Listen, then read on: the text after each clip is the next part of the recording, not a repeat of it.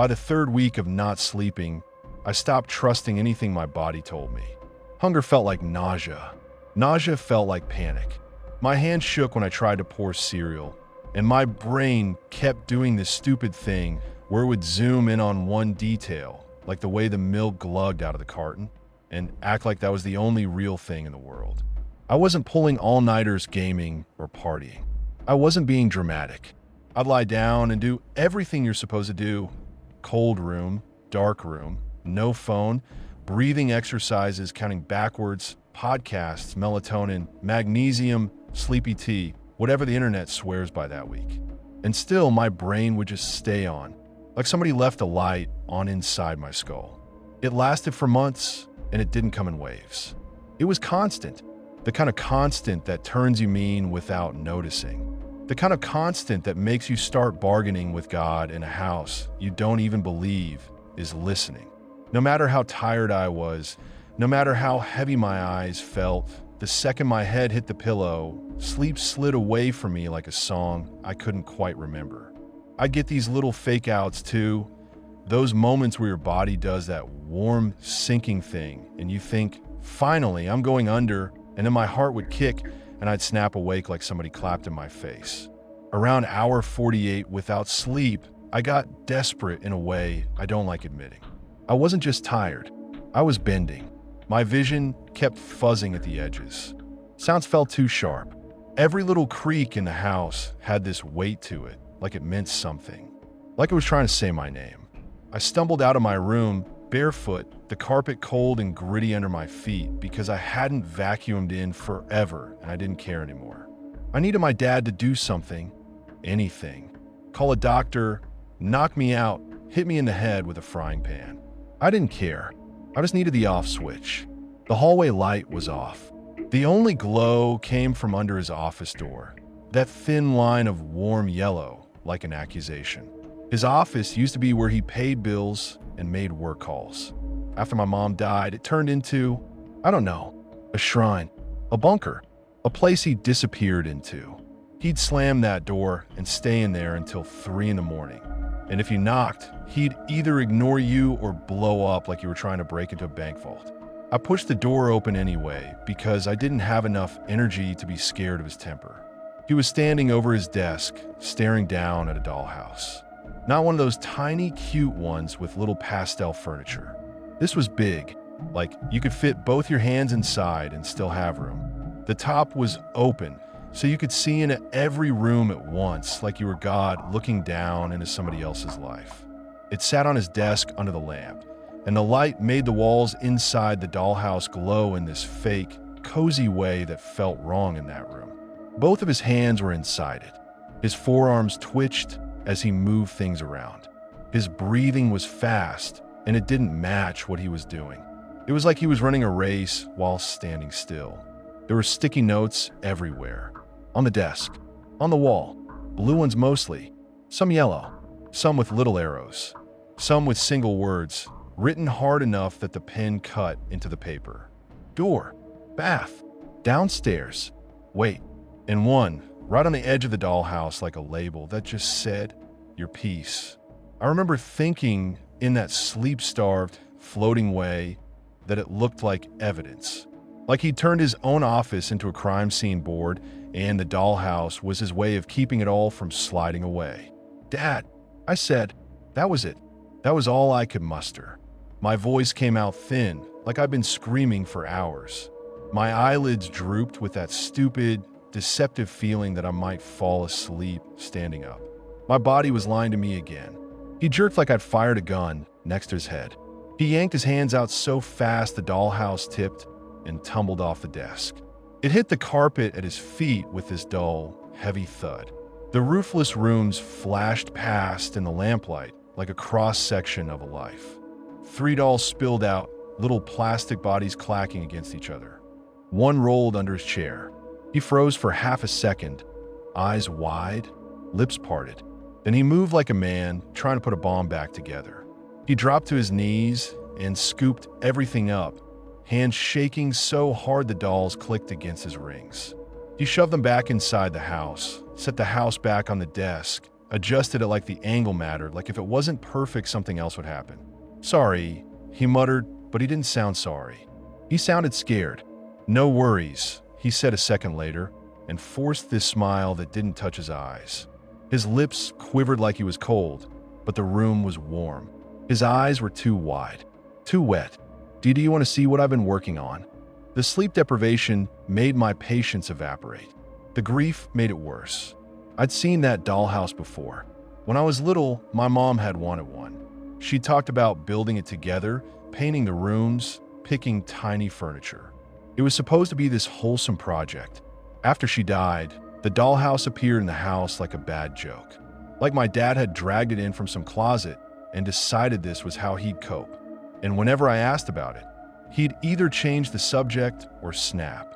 "I told you no," I said. My voice was sharper than I meant it to be. I was too tired to manage my tone. His smile dropped. The switch flipped so fast it made my stomach drop. "Get out then," he yelled. Not shouted. Yelled like he'd been holding it in all day. Ow! It hit me like a slap, even though it wasn't new. He'd been doing that since the funeral. Like grief gave him a free pass to be a fucking asshole. He moved around the desk and slammed the door shut behind me so hard the frame rattled. The warm line of light vanished. The hallway went back to dark. "Screw you," I yelled, because I was 16 and exhausted and I didn't have anything else to throw at him. And then the dizziness hit, sudden and heavy, like the floor tilted. I had to press my shoulder against the wall and shuffle back to my room like a drunk. My mouth tasted like pennies. My pulse was everywhere, throat, wrists, behind my eyes. It felt like my body was trying to vibrate itself apart. In my room, I took 4 Excedrin, even though I knew you're not supposed to stack painkillers like that. I didn't care. I wanted my head to stop. I put on my headphones because silence had started to feel like a predator crouched just outside the edge of my hearing. I closed my eyes until the spinning slowed down. A few minutes later, because I'm an idiot and because phones are basically glued to your hand when you're suffering, I was scrolling Twitter, desperate for anything that wasn't my own thoughts. That's when one of those promoted tweets caught my eye. Big friendly font, a little video preview. It felt pointed. "Are you having trouble falling asleep at night? Look no further. Your sleeping friend is here to help." I actually laughed this dry little exhale. Of course the internet had an answer. Of course Google had listened to me whisper, "I can't sleep," into my pillow like a prayer and decided to monetize it. But there was a video attached. It auto-played muted in the corner, and even without sound it looked calming.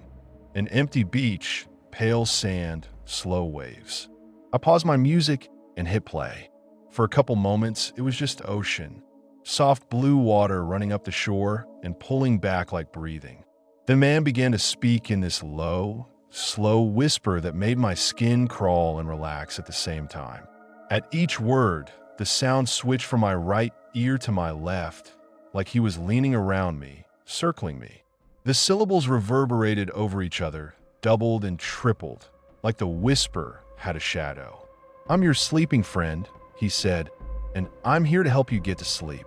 On my channel, you'll find all kinds of videos dedicated to relaxing your mind. I have nature sounds, ASMR, white noise, and a plethora of other options. Find what you need and never spend another night tossing and turning." The whole whisper talking thing was kind of creepy, but the creepiest part was how my shoulders dropped anyway. My body did that thing where it goes, "Oh, finally, someone else is in control."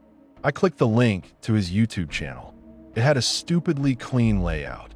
Soft colors, friendly thumbnails, titles like he was a bedtime story librarian. 8 hours of nature sounds to pull you down. 10 hours of white noise to help you drift away. Black noise, let the silence hold you. Shit like that. There were comments under every video too. People talking like it was a miracle. Finally slept after 3 days. This saved my life. I don't know what I'd do without you. It made me angry for a second. This irrational, jealous anger. Like, good for you, random stranger. You gotta sleep? Meanwhile, I'm over here losing my mind. Then I saw something pinned in the channels about section. Not a normal bio. Not Hey guys, welcome to my channel. It was a block of text titled, in plain font, Operational Notes, Read Before Use. It was formatted like rules. I should have closed the tab right there. Anytime something calls itself operational when it's supposed to be soothing, you should run. But I didn't, because I was past rational, because my brain was scraping the bottom of the barrel for relief. The rules read like this. Rule 1. Use headphones, not speakers, not low volume from your phone. Headphones. Rule 2. Do not rewind the black noise video once the countdown begins. Rule 3. If you hear a whisper before the countdown reaches 1, remove only one ear cup and keep the other on. Rule 4. If you wake and find something new in your room, do not throw it away before morning. Rule 5. Drink water before you press play. This is for your comfort. Rule 5 looked harmless, almost sweet, like some generic wellness advice. The deceptively safe one, if you want to label it. The others made my scalp prickle. I told myself it was just some weird branding thing. Like the We Have Rules horror story vibe people ate up. Like he was leaning into the creepiness for clicks. Still, I kept reading the pinned comments on the Black Noise video, and a lot of them were people arguing about the rules. You have to do the one ear cup thing. No, that's a trick. Don't do it. I woke up with the thing. Don't panic. Don't throw it out. My girlfriend thought I was insane until she saw it. It should have scared me off. Instead, it made me feel like I'd found a door. Like there was a way out of my head that didn't involve doctors or my dad or time. I hated that I wanted it. I wanted it anyway. There were dozens of videos to choose from, but I started simple. I clicked 8 hours of nature, sounds to pull you down. Running water, birds, leaves and wind. It wasn't one of those aggressive rain on a tin roof tracks. It was soft like a backyard in early morning. It made me feel like I'd stepped into a different world. A world with no headache, no grief, no school, no dad slamming doors. For a few minutes, I actually believed it. I felt my muscles loosen. I turned onto my side. I closed my eyes, and in the darkness, the sound shifted. The running water stopped being water and started being something breathing. A low, wet growl that moved like it was circling. The birds didn't sound like birds anymore. They sounded like crows, too many, too close, waiting for something to stop moving. The leaves in the wind turned into a whisper that wasn't language but felt like intention. Like someone trying to tell you something without letting you understand. My eyes snapped open. My room was the same, but my skin was slick with sweat. My hands had clenched the sheets so hard my fingers hurt. My heart was sprinting. I ripped the headphones off like they were burning me and shut the video off. Come on, man, I told myself, voice shaky in my head. You're not 5. It's water and birds. That's all it is. I tried lying there with my eyes closed in silence. That lasted maybe 20 minutes, and then the silence started to do its thing. It swelled. It pressed in. It gave my brain room to pull up every memory I'd been trying to outrun. The screams. My mom lying in a puddle of her own blood. Her eyes open, but empty, like the lights had been turned off behind them. The front door creaking open that night. The slow, patient sound of it. How I'd assumed it was my dad coming home early from his business trip. How I'd stayed in bed because I was a kid and kids don't check noises. Kids don't think the world can break into their house. The wind outside hissed through the branches, and it matched the sound my mom's throat made in my memory, and my stomach lurched. No more of that, I thought, dragging myself back to the present. I wanted to get up and flip on the light, but the switch was across the room, and in my head it might as well have been across a battlefield. The dark between my bed and the wall felt like a trap. The shadows under my bed felt like a mouth. I couldn't help the feeling that something was under there listening, not moving, just waiting for me to step down barefoot. So I grabbed my phone. The glow hurt my eyes. I didn't care. I needed something, anything, to drown out the silence before the memories swallowed me whole. I clicked 10 hours of white noise to help you drift away. The sound hit like TV static but thicker, like the noise had texture, like smoke. It filled my head and pushed everything else back. It seeped into every crevice of my brain. For a moment, there was nothing except the sound. I relaxed despite myself. My eyelids got heavy. I closed my eyes, and the instant I did, for just a flicker, I saw white inside darkness. Like I was staring at an empty Word document. A blank page. Too clean, too bright, too wrong. Then there was a whisper, soft, calling to me. I couldn't make out the words, but the tone made my chest tighten. It didn't feel like comfort. It felt like invitation. I opened my eyes with a sharp gasp. My heart hammered. I sat completely still, holding my breath like that would keep the whisper from finding me. I couldn't shake the feeling that the sound, the smoke, was an invading army, and the whisper was either a warning or a command. I ripped the headphones off and turned off the video. The dark does funny things to your mind, I told myself. Especially when you haven't slept in 2 days. Especially when your mom died the way she did and your dad is building dollhouse crime scenes in his office. I checked the time on my phone. Few a.m. If I fell asleep right then, I could still get 3 hours. 3 hours felt like a luxury. I closed my eyes again and tried to brute force sleep like you can bully your own brain into shutting up. It didn't work. The memories came anyway, sneaking in like smoke under a door. I saw the police lights flashing against the walls. I saw the paramedics' hands, gloved, moving fast, still not fast enough. I smelled that metallic blood smell that never goes away once you've smelled it.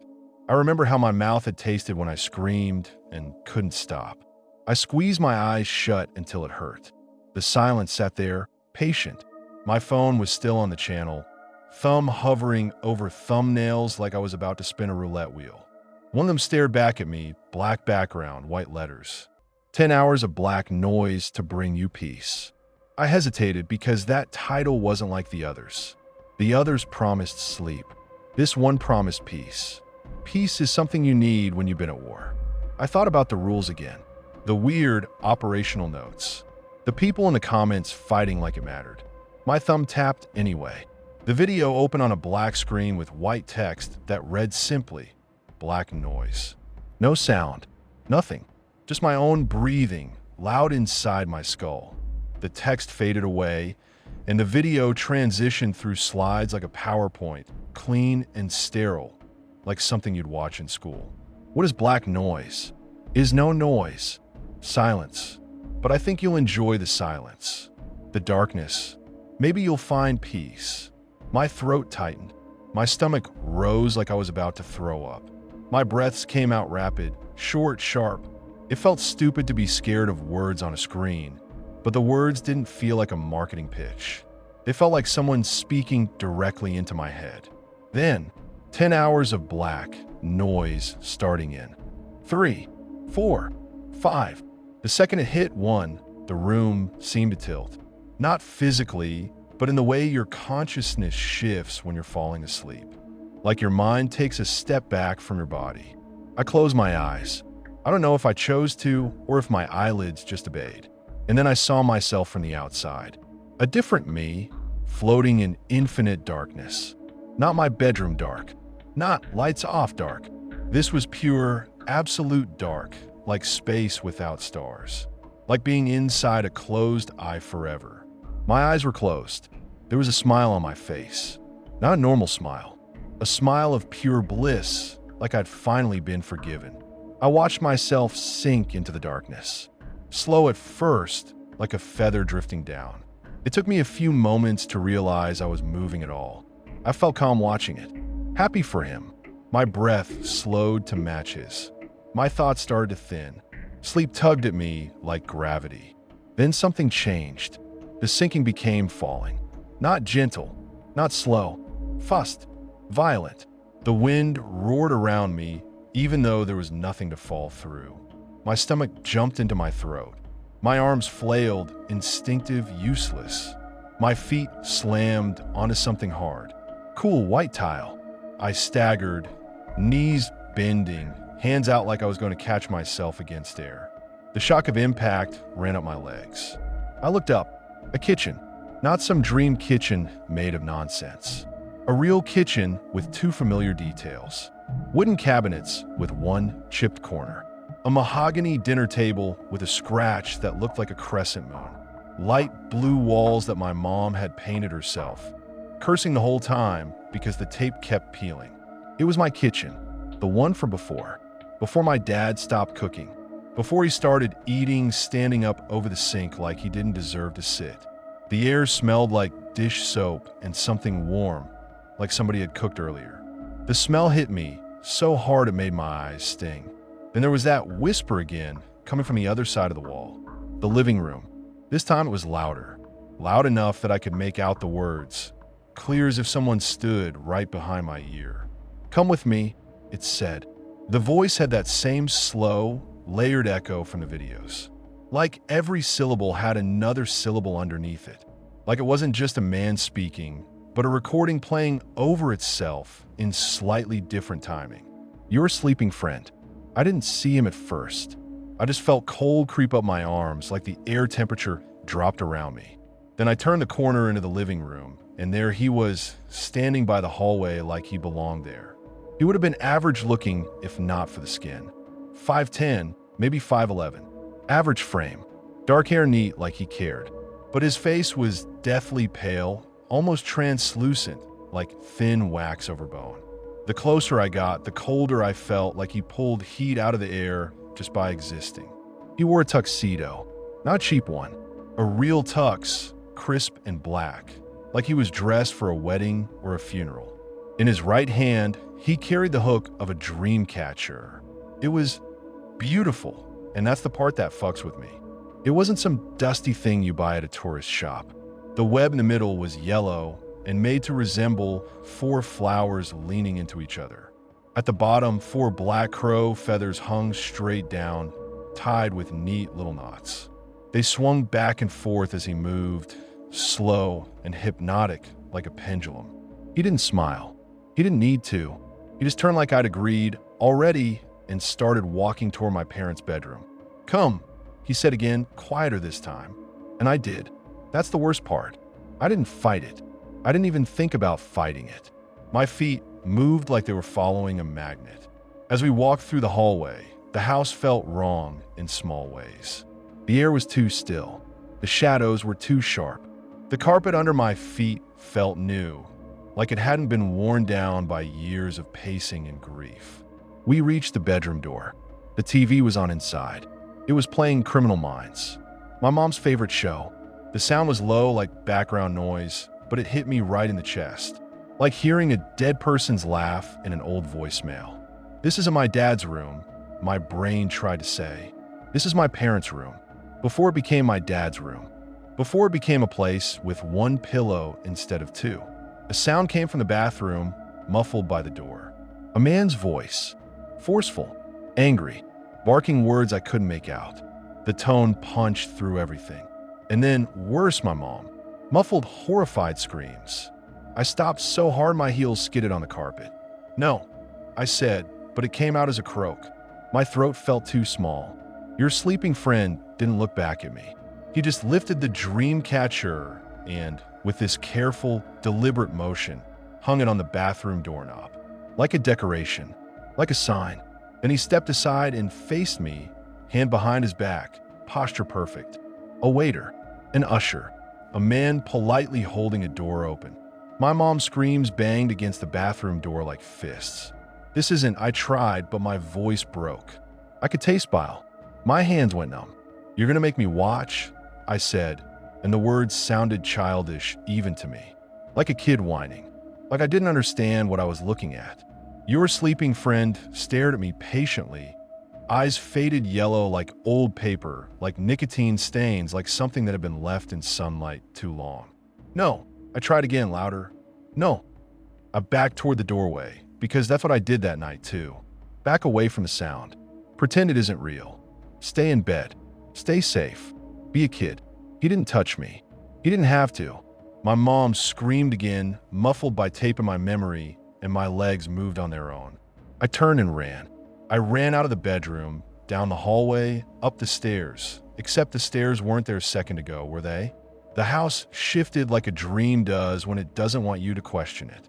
I burst into my room and jumped onto my bed and yanked the covers over my head like I was 7 and hiding from a monster. Under the blanket, it was dark and hot and smelled like sweat, and I could still hear her. I covered my ears hard, palms pressed until it hurt. The muffled screaming turned into a roar in my skull. Then, my alarm blared.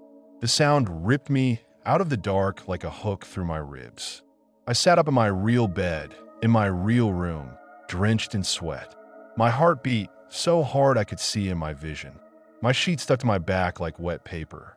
Morning light leaked in through my blinds, thin and gray. The world looked washed out, like somebody turned the contrast down. For a second, I didn't know where I was. I just stared at the wall, breathing like I'd been underwater. Then my phone buzzed again. Another alarm. School. I pressed stop with a shaking thumb and sat there, trying to convince myself it was just a dream. It felt like a dream in the way it didn't make sense, but it didn't feel like a dream in my body. My muscles ached like I'd run. My throat hurt like I'd screamed. My hands still tingled where I'd gripped the blanket. Downstairs, I could hear my dad moving around. Cabinets.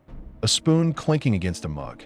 The normal sounds of morning that felt fake after what I'd just seen. I got dressed like a robot. Shirt, jeans, shoes. I didn't remember grabbing my backpack. It just ended up on my shoulder. At breakfast, my dad didn't look at me. He stared at his coffee like it was going to give him instructions. He had this bruise-colored exhaustion under his eyes, deeper than usual. His hands shook when he lifted the mug. "You going to school?" he asked, like he wasn't sure what day it was. "Yeah," I said. He nodded too hard, like that was a relief. Like if I left the house, he could go back to whatever he was doing in that office. I wanted to ask him about the dollhouse, about the sticky notes, about why he looked like he'd been awake all night too. I didn't, because I didn't want another "get out then" screamed in my face before 8 in the morning. On the bus, the motion made my stomach roll. The kids around me were loud and normal and cruel in that casual way teenagers are when they don't know what real terror feels like yet. Someone shouted my name, and I didn't respond because it took my brain too long to find my own identity. At school, everything felt too bright. The fluorescent lights buzzed like insects. Every time the teacher's marker squeaked on the whiteboard, it felt like a needle in my teeth. I walked around in my typical days, but worse. Like my head was full of cotton and broken glass at the same time. In second period, I blinked, and for half a second I saw that empty white document again, and my stomach dropped.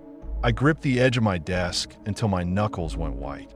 In the cafeteria, the smell of fries made me gag. I pushed food around on my tray and watched my friends laugh at something on someone's phone and felt like I was on the other side of the thick window. All day, under everything was that whisper. "Come with me." It wasn't audible, not exactly. It was more like the memory of a sound that kept replaying at the edge of my thoughts. When the final bell rang, relief should have hit me. Instead, dread did, because going home meant the office door, the dollhouse, my dad's silence like a weapon, and my bed, which wasn't a bed anymore. It was a place where my brain tortured me in the dark. When I got home that evening, my dad was already in his office. I didn't even see his face. I just heard the door slam like a warning. I stood in the hallway for a moment, backpack still on, and stared at that line of light under the door. I wanted to kick it in. I wanted to beg. I wanted to scream.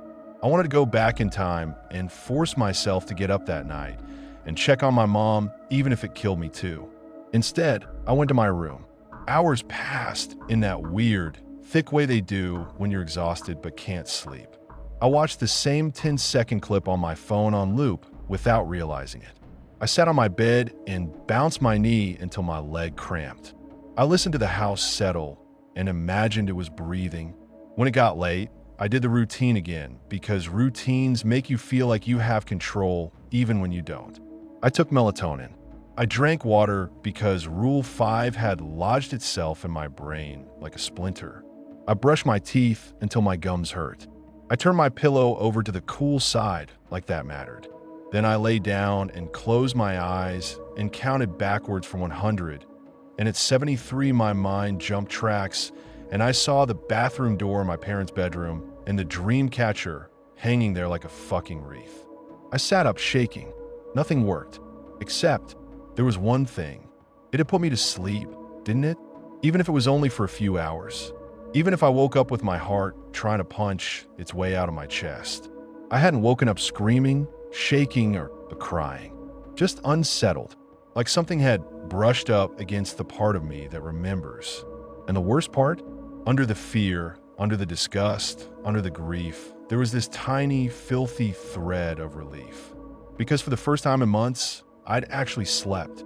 I stared at my phone on the nightstand. The screen reflected in the dark like a small, pale face. My hands hovered above it like I was about to do something that would get me in trouble. Down the hall, I heard my dad's office chair creak. The house gave a soft groan like it was settling into itself. I thought about the blue sticky notes I'd seen on his desk. Your piece. I thought about the rules on the channel. The one about waking up and finding something new in your room. I told myself it was just internet bullshit. Creepy branding. A bedtime trick for anxious people. I told myself I was in control. Then I put my headphones on anyway, opened up the channel, and hovered over 10 hours of black noise to bring you peace. Thumb ready to press play like I was loading a gun I'd already fired once.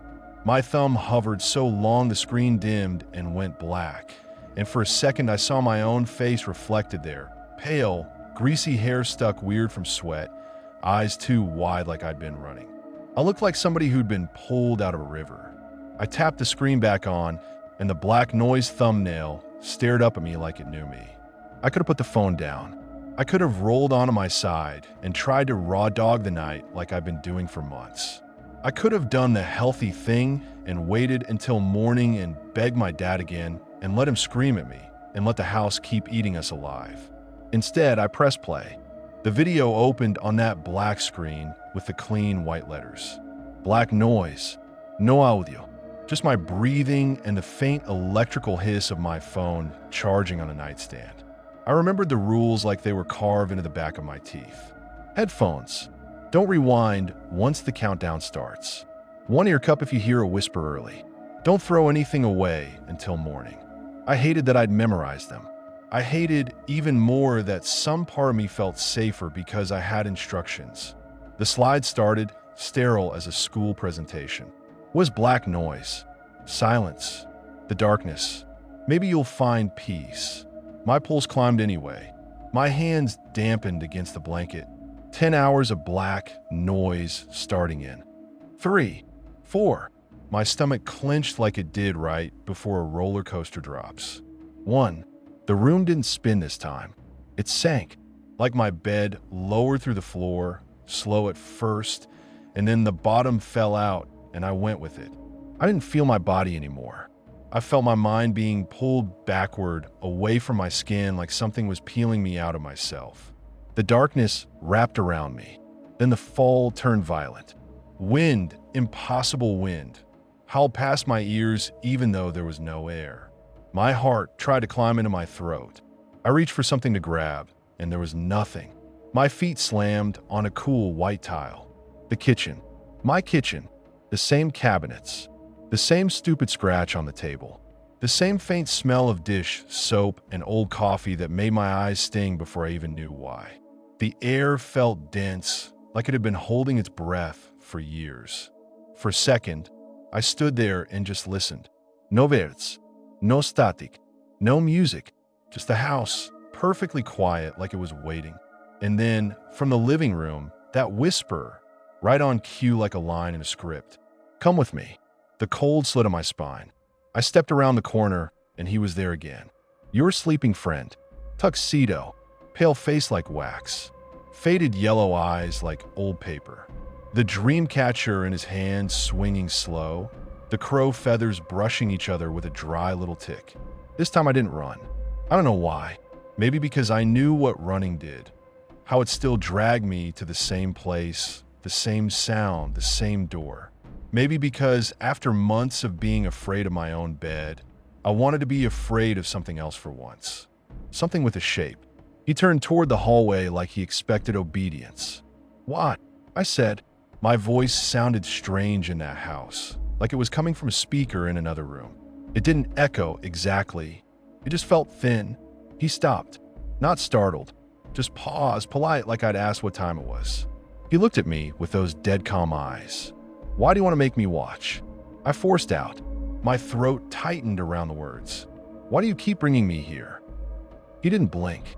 "Not watch," he said, and his voice layered over itself like the whisper in the headphones. The syllables sat on top of each other in a way that made my skin crawl. "I'm here to bring you peace." "Peace?" I barked a laugh that came out like a sob. "That's your idea of peace?" Dragging me into my own fucking house. And he started walking again. Like my words were weather. Like they didn't change anything. I followed anyway, because my feet did what they did here. Because the air got colder with every step and my body reacted like it was approaching something that could kill it. We reached my parents' bedroom. The TV was on again. Criminal Minds, low volume. The same stupid scene with the same music sting like the dream was recycling itself. The light from the screen flickered against the walls like a heartbeat. The bathroom door was shut. Behind it, the muffled sound of a man's voice, angry, forceful, too close. Then my mom, muffled, horrified, my whole body locked up, my hands curled into fists so tight my nails dug into my palms. Your sleeping friend hung the dream catcher on the bathroom doorknob with that same careful motion, like he was placing a key in a lock. Then he stepped aside and waited, like he was giving me the choice. I hated him for that. I took a step forward and my legs felt like they were filled with wet sand. "No," I whispered, and then louder, because if I didn't say it loud, maybe it would become true. "No, I'm not doing this." He tilted his head the tiniest amount. In the bathroom, my mom made a sound that wasn't words. It was pure panic, pure animal. It punched through my chest like a fist. I moved. I didn't think. I didn't plan. I just lunged for the bathroom door, like if I could get to her fast enough, I could outrun time. My hand hit the doorknob. Cold metal. I yanked. The door swung open. The bathroom light was on. Too bright. Almost clinical. It made the scene look sharper, uglier. My mom was on the floor, duct tape over her mouth, wristbound. Her eyes were wide and wet and fixed on me like she'd been praying for me, and now I was here, and it was the worst possible answer. A man stood over her. Tall, broad shoulders, dark clothes, a knife in his hand that looked too big for the room. His face was partly turned away, but I didn't need to see it. I felt the violence rolling off him like heat. I ran at him. I was a kid in this reality, small, stupidly brave, stupidly weak. I threw my shoulder into his side like I could tackle him and save the day. He didn't even stagger. He shoved me off with one arm like swatting a bug. I slammed into the bathtub hard enough to see stars. Pain flashed up my ribs. My breath left my body in a grunt. My mom screamed behind the tape. Her feet scrabbled on the tile. The man stepped toward me, and the knife lifted. Time slowed in that awful way it does when you realize you're about to get hurt and you can't stop it. I scrambled backward, palms slipping on the tile, and the blade slashed down where my head had been a second earlier. It hit the tub with a metallic clang that made me flinch so hard my neck cramped. I tried to get up. My legs didn't work right. They felt like they belonged to someone else.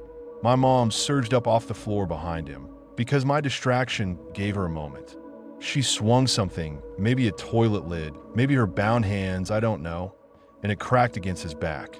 He turned fast, too fast, and in one smooth motion, like he'd done it before, like he'd practiced, he cut her. It wasn't dramatic. It wasn't slow. It was one clean slice across her throat. For a split second, nothing happened, like the world needed a moment to understand what had just been done. Then blood poured out, dark and sudden, and my mom made this choking sound under the tape, and her eyes went glassy right in front of me. My scream ripped out of me, so hard it hurt my throat. The man looked at me, really looked, like he'd forgotten I existed and now remembered there was a witness. He took one step toward me, and the knife came up again. I tried to scoot backward, but my shoulder hit the wall. Nowhere to go. The blade moved toward my face, steady, like he was cutting meat. I could see the smear of my mom's blood on it. I could see the tiny nicks in the metal. I could see my own terrified reflection warped in the curve. He got close enough that I could smell him, sweat and cigarettes and something sour.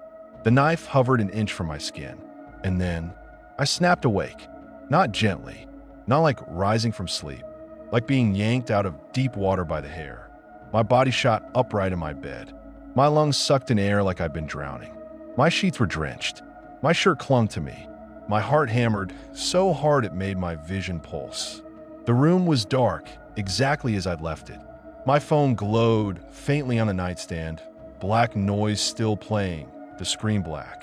The silence in the headphones pressed on my ears. My hands were shaking uncontrollably. I looked around like the man with the knife might be standing in my corner. Nothing, just my room. Posters half peeling from the wall. Laundry on the floor. The faint smell of dust and sweat and old deodorant. I ripped the headphones off. I didn't even pause the video. I just got them off my head like they were strangling me. My throat burned. My eyes were wet. I wiped my face and my hand came away slick with sweat. And then I saw it. On my nightstand. An object that hadn't been there when I went to sleep. The dream catcher. It sat like it belonged there, the yellow web bright, even in the dim light from my phone. The 4 black crow feathers hung down, still, like they weren't affected by air, like they weren't part of my room's physics. Attached to it with a neat little fold was a blue sticky note. My stomach dropped so hard it hurt. Rule 4 hit me like a slap. If you wake and find something new in your room, do not throw it away before morning. My first instinct was to fling the thing across the room, to smash it, to rip it apart and prove it was just string and feathers and my brain making shit up. But my hand hovered above it and stopped because the rule had already crawled inside me, because the channel had already trained me. I swallowed hard, leaned forward, and picked up the sticky note with trembling fingers. The paper was slightly warm, like it had been against skin. I turned it over. The handwriting wasn't printed like the rules online. It was handwritten, clean, careful, like someone wanted to be understood. Not a new reality, but the truth. Your peace. Use this when you need it. Your sleeping friend. I read it twice, 3 times because my brain didn't want to accept it. The words didn't change. They stayed there solid. My stomach churned. I held the dream catcher in both hands. It was heavier than I expected. The webbing felt tight, deliberate. The feathers were soft, but in a way that made my skin crawl. Too soft, like they'd never been outside. I stared at it until my eyes hurt. And slowly, under the panic, another feeling rose up. Not relief exactly. Something uglier. Something that made my chest ache. Because the dream hadn't felt like a dream. It felt like I'd been there. Like I'd stepped into the past and tried to do the thing I'd obsessed over for years. What if I hadn't stayed in bed? What if I'd checked the noise? What if I'd saved her? In that bathroom, I'd done it. I'd gone in, eating out. I tried, and I still failed. Worse than failed. I watched her die anyway, right in front of me because of me. Because I drew his attention. Because I was a child with a hero fantasy and no ability to win. The guilt that had been chewing my bones for years didn't vanish, but it shifted. The shape of it changed. It was no longer this endless maybe. It was a hard no. It wasn't my fault. I couldn't have stopped it. The man who did it was the only one to blame. My breathing slowed just a little. Then my dad's face flashed in my mind. His hands twitching inside the dollhouse, his frantic eyes, the sticky notes everywhere. Your peace. My stomach dropped again. This wasn't just about me, was it? I looked at the time on my phone. Via 12 a.m. It had only been 12 minutes since I pressed play. My skin crawled. I sat there for a long time, holding the dream catcher like it might bite me, listening to my own heartbeat and the distant groan of the house settling. Down the hall, I heard something. A chair creaking. A soft thud like a drawer closing. My dad was awake. Of course he was. He was always awake now. Like sleep was something only people who hadn't been shattered got to do. I got out of bed. The floorboards were cold. My feet stuck slightly to the wood because of sweat. My whole body felt wrong, weak and buzzing like I'd been electrocuted. I carried the dream catcher out of my room. The hallway was darker than it should have been. The nightlight at the end of the hall was off, even though we kept it on because my dad used a trip at night when he wandered. I passed his office door. That thin line of light was there again under the crack. I stopped. My throat tightened. I put my hand on the knob. My palm left a damp print. I hesitated because he'd screamed at me earlier, because I didn't want another fight, because I didn't want to see what he was doing with that dollhouse. Then I heard him inside, not speaking, not crying, breathing fast, like he'd been running again. I pushed the door open. The room smelled like stale coffee and sweat. The desk lamp cast a hard circle of light over the dollhouse and the mess of sticky notes. The walls were littered with them now, like yellow and blue scales. My dad sat slumped in his chair, hands on either side of the dollhouse, shoulders hunched. His face was gray in the lamplight. His eyes were open but unfocused, staring down into the little rooms like he was staring into a pit. He didn't react when I came in. "Dad," I said, voice low. His eyes flicked up slowly, like it took him effort. For a second, I saw fear in his face, pure fear, like a kid caught doing something forbidden. Then anger tried to cover it. "What are you doing up?" he snapped, but it came out weak. I held the dream catcher up. His whole body jerked. The color drained from his face so fast it was almost funny, like a magician's trick. His mouth opened, then closed. He stared at the dream catcher like it was a gun pointed at him. "Where did you get that?" he said, and his voice shook. "In my room," I said.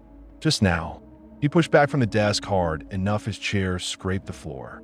He stood up too fast and swayed, hand catching the edge of the desk.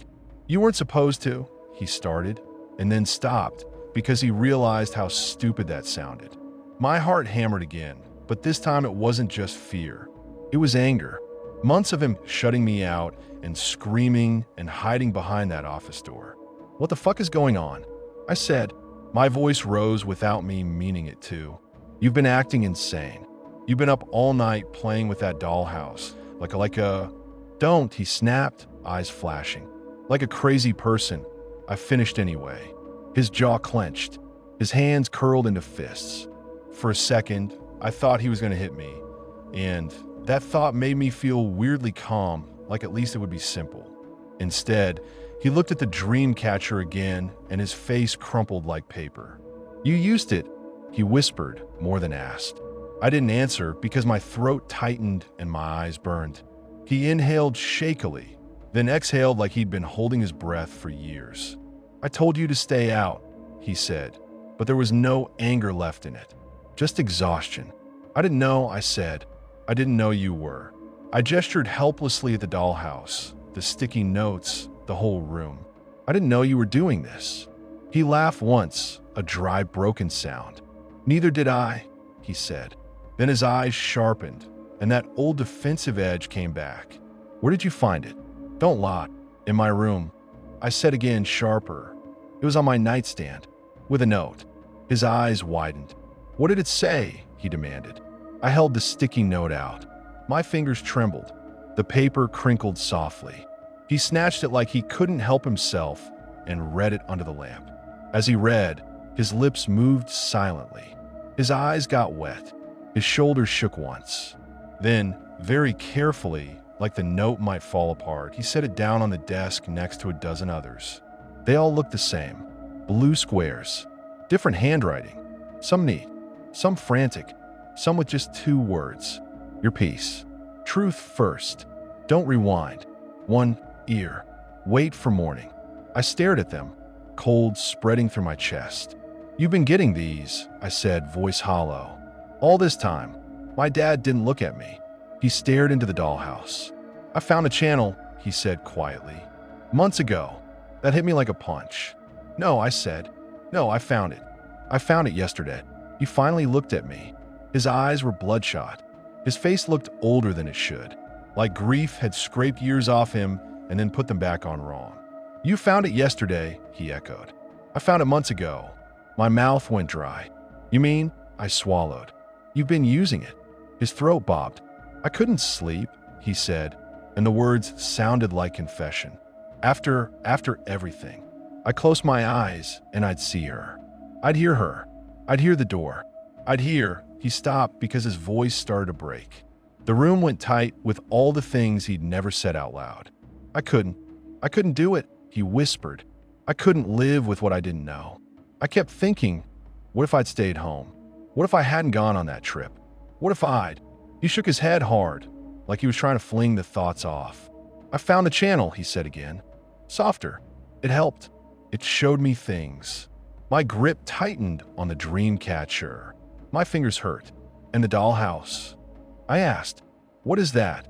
Why are you? He looked down at it like it was a wound. I needed a way to keep track, he said.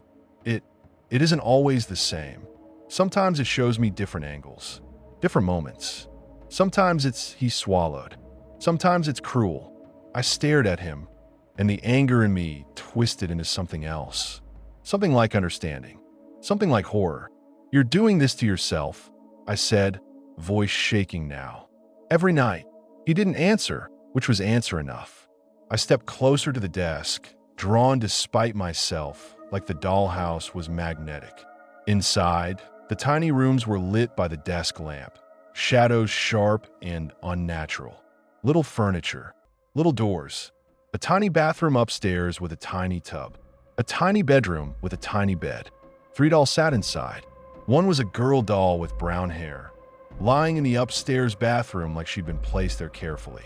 Her arms were angled weird, like someone had tried to make her look helpless. A male doll stood in front of her. In his hand was a little plastic stick sharpened to look like a knife. It was glued there. The glue shone in the light like dried saliva. Behind him, another male doll posed with one leg forward like he was running into the bathroom. My stomach turned. It was the scene. Not the dream scene exactly, but the truth, the layout, the positions, the motion. Like my dad had been trying to freeze frame the moment where everything went wrong and keep it on his desk forever so he could stare at it until it made sense. I felt my eyes fill, and I hated it because crying felt like surrender. You put me in there, I said, voice raw. My dad flinched like I'd slapped him. I didn't, he started, and then he stopped because we both knew he kind of did. Not intentionally, not maliciously, but by bringing that channel into the house, by letting it become part of our air, he'd opened a door. You shouldn't have used it, I said, and the words came out meaner than I meant. He snapped back instantly because pain makes you defensive. You think I don't know that? He spat. You think I don't know every single thing I did wrong? His voice rose, sharp, and the old version of him, the one who slammed doors and yelled, flashed through. You think I wanted to become this? He swept an arm toward the sticky notes and the dollhouse, and his hand shook so hard it looked like he might shatter. I took a step back, heart pounding. We stood there, both breathing hard, both looking at the dollhouse like it was the thing between us. Then his shoulders sagged. He rubbed his face with both hands like he was trying to wipe himself away. I'm sorry, he whispered. I'm sorry. It was the first time he'd said it in a way that didn't feel like a weapon. The silence after that was heavy. I looked at the dream catcher in my hand. The feathers hung still. The yellow web caught the lamplight, and for a second, it looked like the flowers in the center weren't flowers at all, like they were eyes pressed together, watching. Did it show you the truth? I asked. My dad swallowed hard. His eyes stayed on the dollhouse. It shows you what you keep trying not to know, he said. It shows you the answer to the question that keeps you awake. My throat tightened. What was your question? I asked, even though I already knew. He closed his eyes. His face crumpled. Was it my fault, he whispered. Because I left. Because I wasn't there. His voice broke hard now, and he pressed his lips together like he could physically hold the grief in. I keep seeing her on the floor, and I keep thinking if I'd been there, it would have been different, and I can't. He shook his head, tears slipping down. I can't make my brain accept that sometimes bad things happen and you can't stop them. Hearing him say it out loud cracked something in me, because it wasn't just my guilt. It was his too. We'd both been carrying it like a disease, and it had been turning us against each other. The dream catcher felt heavier. I thought about the note on my nightstand. Not a new reality, but the truth. Your peace. It didn't say your sleep. It said peace. The channel didn't give you what you wanted.